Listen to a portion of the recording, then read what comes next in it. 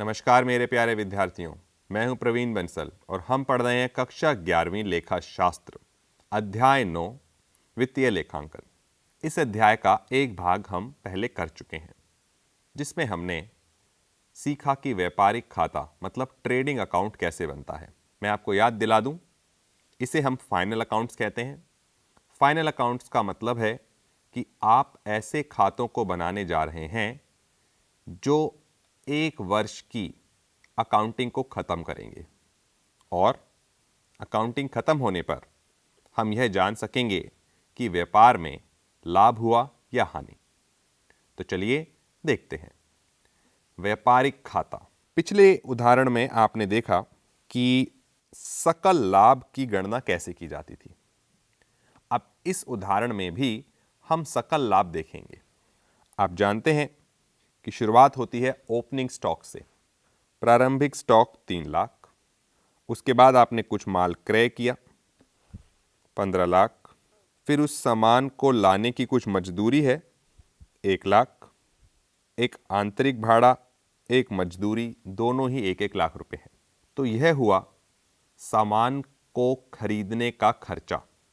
3 लाख का सामान आपके पास पहले से था, 15 लाख का सामान आपने और खरीदा और 1-1 लाख के 2 खर्चे ऐसे किए जो सामान को खरीदने से संबंधित हैं। पिछले भाग में हमने इस बात पे बहुत जोर दिया था कि इस खाते में, ट्रेडिंग अकाउंट में, व्यापारिक खाते में कौन कौन से खर्चे आएंगे। तो जवाब यह हुआ कि जो सामान को खरीदने से या सामान को बनाने से संबंधित खर्चे हैं, सिर्फ वही खर्चे व्यापारिक खाते में आते हैं। तो अब देखते हैं कि सामान खरीदने में सामान की कीमत और ओपनिंग स्टॉक मिला के हमारे पास कितना खर्चा हुआ। तो यह हुआ 20 लाख का खर्चा।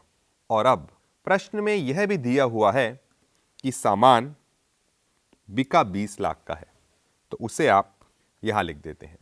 और साथ ही में यह भी बताया गया कि आपके पास साल के अंत में 4 लाख का स्टॉक शेष है। क्लोजिंग स्टॉक 4 लाख है।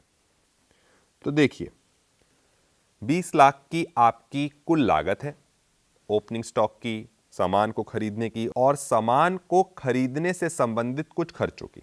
अब इस सामान को आप बेचते हैं। सामान बिका 20 लाख का और आपके पास स्टॉक बचा 4 लाख का।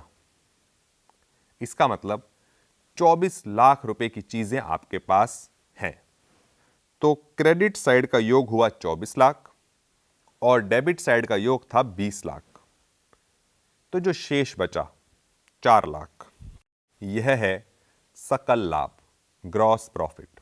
विद्यार्थियों, आपको इस बात पे पूरा ध्यान देना है कि व्यापारिक खाता या ट्रेडिंग अकाउंट ओपनिंग स्टॉक से शुरू होगा, फिर आप परचेज लिखते हैं और फिर उससे संबंधित खर्चे, और क्रेडिट साइड पे आप लिखते हैं सेल और क्लोजिंग स्टॉक।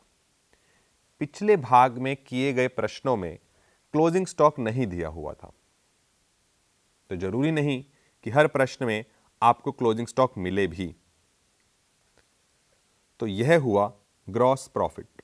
और यहीं इसी प्रश्न में मैं आपको कुछ और भी सिखाना चाहूंगा, जिसको कहते हैं बेचे हुए माल की लागत, और अंग्रेजी में मैं इसको कहता हूं कॉस्ट ऑफ गुड्स सोल्ड। बिके हुए माल की आपको क्या कीमत पड़ी थी। देखिए, आपके पास 3 लाख रुपए का ओपनिंग स्टॉक है प्रारंभिक। आपने 15 लाख रुपए का सामान और खरीदा और 2 लाख रुपए इनके ऊपर आपने खर्चा किया। इसका मतलब 20 लाख रुपए का स्टॉक आपके पास मौजूद है। अंत में जो स्टॉक आपके पास बचा, उस स्टॉक की कीमत है 4 लाख। अब प्रश्न यह उठता है कि 20 लाख के स्टॉक में से सिर्फ 4 लाख का माल बचा, तो बाकी का 16 लाख क्या है। यह वह स्टॉक है जो बिक गया, और इसे कहते हैं कॉस्ट ऑफ गुड्स सोल्ड, बिके हुए माल की कीमत।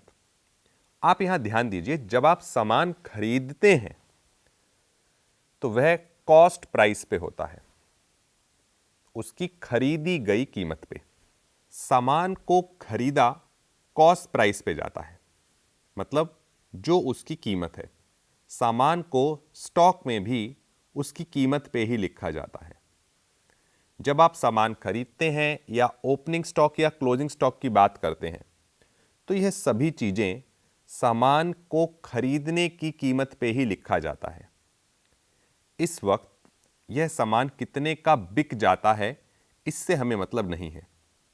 आप ओपनिंग स्टॉक, परचेज और क्लोजिंग स्टॉक, इन सभी चीजों को कॉस्ट पर ही लिखते हैं। तो देखिए, 20 लाख का स्टॉक जिसकी कीमत, मैं दोहराना चाहूंगा, 20 लाख का स्टॉक जिसकी कीमत 20 लाख है आपको, वह अंत में 4 लाख का बचा। इसका मतलब आपके पास 16 लाख रुपए का सामान बिक चुका। वह सामान जिसकी कीमत आपको 16 लाख रुपए पड़ी थी, वह सामान बिक चुका है। यह कहलाता है कॉस्ट ऑफ गुड्स सोल्ड। देखिए, मैं पहले भी कई बार इस बात को दोहरा चुका कि व्यापारिक खाते में सिर्फ उतने ही खर्चे आते हैं या सिर्फ वो ही खर्चे आते हैं जो सामान को खरीदने या सामान को बनाने से संबंधित हैं। अब सवाल यह उठता है, यदि आप किसी फर्म के शुद्ध लाभ को जानना चाहते हैं, शुद्ध लाभ मतलब नेट प्रॉफिट। नेट प्रॉफिट का अर्थ है सभी तरह के खर्चे के जाने के बाद का बचा हुआ लाभ। अगर आप ऐसा लाभ जानना चाहते हैं, तो क्या आप सिर्फ इन्हीं खर्चों को अपने खातों में जगह देंगे? तो जवाब है नहीं। खर्चे सामान को खरीदने या सामान को बनाने से संबंधित तो होते ही हैं, लेकिन कुछ खर्चे ऐसे भी हैं जो सामान को बेचने से संबंधित हैं। सामान को बेचने से संबंधित अर्थात सेल्स से रिलेटेड। जैसे सामान को बनाने के लिए एक खर्चा है फैक्ट्री का किराया। अब सामान को बेचने से संबंधित एक खर्चा है ऑफिस का किराया। मजदूरों को दिया गया वेतन सामान बनाने से संबंधित है, लेकिन कुछ सेल्समैन ऐसे हैं जो आपका सामान बेचते हैं और आप उनको वेतन देते हैं। तो यह हुआ कैसा खर्चा? सामान को बेचने से संबंधित खर्चा। तो अब आप सीखेंगे व्यापारिक खाते के अगले कदम को। व्यापारिक खाता अपने साथ एक और खाता लेकर आता है जिसका नाम है लाभ व हानि खाता, प्रॉफिट एंड लॉस अकाउंट। जिस तरह व्यापारिक खाते में सामान को खरीदने और बनाने से संबंधित खर्चों को लिखा जाता था डेबिट साइड पे, ठीक उसी तरह अब जितने भी खर्चे सामान को बेचने से संबंधित हैं, वह सभी खर्चे लाभ व हानि खाते के डेबिट साइड पर आ जाएंगे। और यदि किसी तरीके की कोई इनकम मतलब कमाई बिजनेस को हो जाती है, तो वह लाभ व हानि खाते के क्रेडिट साइड पे दिखाई जाएगी। तो चलिए देखते हैं। आपके सामने एक उदाहरण है। मेसर्स एच बालाराम के कुछ खातों से निम्नलिखित शेष प्राप्त हुए। इस आधार पर व्यापारिक व लाभ हानि खाता तैयार करें। तो पहले हम व्यापारिक खाता बना लेते हैं। जैसे 1 अप्रैल 2004 को ओपनिंग स्टॉक है 8,000, वर्ष के लिए क्रय 22,000, वर्ष के लिए विक्रय 42,000, क्रय व्यय अर्थात ऐसा खर्चा जो क्रय से संबंधित है, परचेस से, क्रय व्यय 2,500। फिर उसके बाद है वेतन एवं मजदूरी। अब यहां ध्यान दीजिए, मैंने आपको कहा वेतन दिया जा रहा है उन लोगों को जो आपका सामान बेचते हैं, सेल्समैन, और मजदूरी दी जाती है फैक्ट्री में काम कर रहे लोगों को, मतलब सामान के बनाने से संबंधित खर्चा। अब यहां लिखा है वेतन एवं मजदूरी। वेतन शब्द पहले लिखा है और पहले लिखे होने की वजह से हम यह मान के चलते हैं कि यह वेतन ही है। वेतन दिया जाता है सामान बेचने वालों को और मजदूरी दी जाती है सामान बनाने वाले को। अब क्योंकि यहां वेतन एवं मजदूरी लिखा है तो जो पहला शब्द है वेतन, उसको मान्यता मिलेगी। वेतन लाभ व हानि खाते में जाएगा। अगर यहां मजदूरी एवं वेतन लिखा होता तो आप इसको व्यापारिक खाते में स्थान देते, परंतु अभी वेतन एवं मजदूरी लिखे होने के कारण इसको व्यापारिक खाते में जगह नहीं मिलेगी। सिर्फ मजदूरी हो तो वह व्यापारिक खाते में जरूर आएगा। तो इसे हम अलग स्याही से दिखाएंगे। आप देख सकते हैं कि प्रश्न के अंत में हमको अंतिम स्टॉक भी दिया हुआ है। आप देख सकते हैं कि प्रश्न में हमको अंतिम स्टॉक 4,500 रुपये दिया हुआ है। यह भी हमने अपने व्यापारिक खाते में लिख दिया। और अब क्योंकि प्रश्न के अनुसार व्यापारिक खाते की सभी चीज़ें हमने व्यापारिक खाते में डाल दी हैं, तो क्रेडिट साइड का योग हुआ 46,500, जिसे हमने डेबिट साइड के 32,500 में से घटाया और पाया कि सकल लाभ 14,000 रुपये है, परंतु यह शुद्ध लाभ नहीं। शुद्ध लाभ अभी पता लगाना बाकी है। सकल लाभ शुद्ध लाभ को पता लगाने के लिए बहुत ज़रूरी है।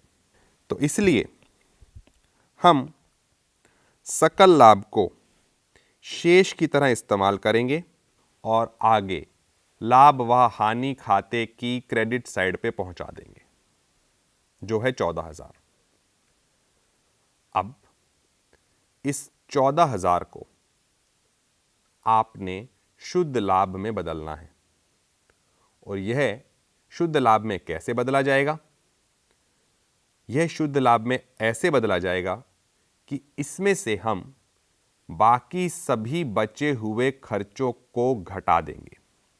मतलब सभी खर्चे जो अभी तक हमने नहीं छुए हैं, उन सभी खर्चों को हम लाभ व हानि खाते की डेबिट साइड पर पहुंचा देंगे। तो देखते हैं प्रश्न ने किस किस तरह के और खर्चे हमें दिए हैं।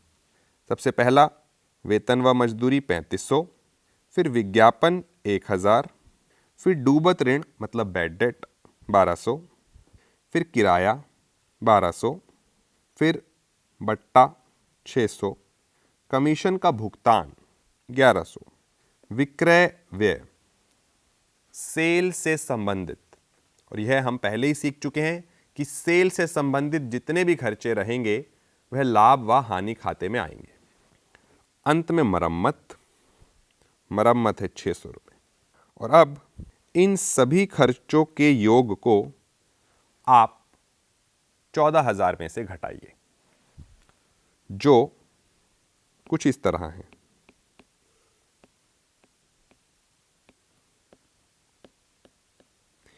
यह हुआ शुद्ध लाभ, जो लाभ व हानि खाते का परिणाम है। देखिए, यहां पे कुछ बातों पे मैं प्रकाश डालना चाहूंगा। जैसे कि एक आपने खर्चा देखा जिसका नाम था कमीशन। यदि यह कमीशन दिया गया है तो यह आपका खर्चा हुआ, परंतु यदि यह कमीशन लिया हो तो यह आपके लिए एक कमाई है, यह आपके लिए एक इनकम है।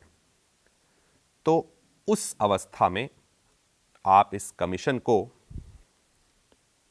क्रेडिट साइड, लाभ व हानि खाते के क्रेडिट साइड पर जगह देंगे। इसी तरह आपके पास कुछ और इनकम भी हो सकती हैं, जैसे आपने कहीं से ब्याज प्राप्त कर लिया या किराया प्राप्त कर लिया। तो इस तरह के जो भी खाते इनकम को दिखाएंगे वह सभी खाते लाभ व हानि खाते के क्रेडिट साइड पर दिखाए जाते हैं और उसके बाद आपका शुद्ध लाभ पता लगाया जाता है। और यह शुद्ध लाभ उस चीज को कहते हैं जिसमें से सभी तरह के खर्चे प्रत्यक्ष अप्रत्यक्ष घटाए जा चुके हैं, सभी तरह की कमाई, सभी तरह की इनकम जोड़ी जा चुकी है और यह शुद्ध लाभ कहलाता है। और इसे अंत में, जो आप अगले भाग में सीखेंगे, पूंजी में जोड़ दिया जाता है, क्योंकि हम सीख रहे हैं फाइनल अकाउंट्स सोल प्रोपराइटर के, और यह जो भी लाभ हुआ है उस एक स्वामी को ही मिलते हैं। चलिए आगे बढ़ते हैं।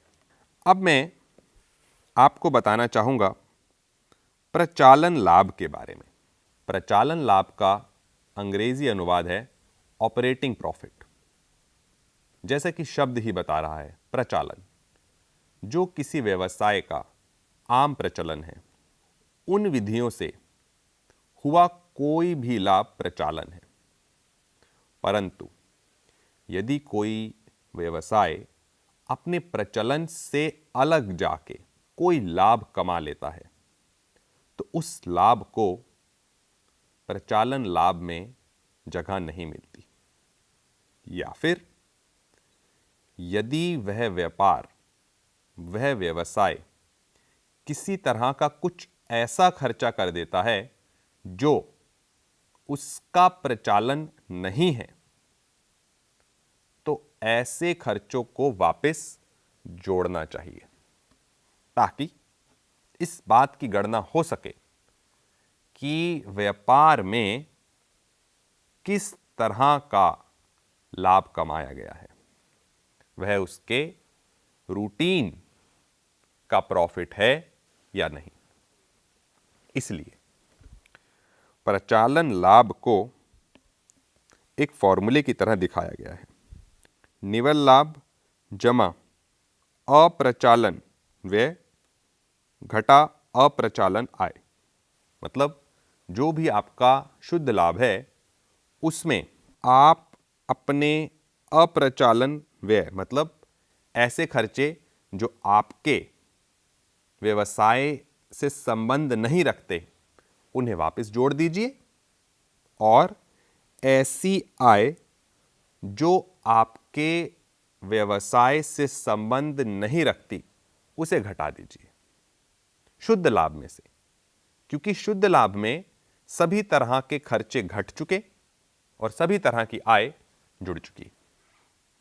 तो अब प्रचालन लाभ निकालने के लिए ऐसे व्यय जो घट चुके हैं, जो घटने नहीं चाहिए थे, उन्हें वापस जोड़ दीजिए, क्योंकि शुद्ध लाभ निकालते हुए सभी तरह के व्यय घट चुके हैं और सभी तरह की आय जुड़ चुकी है।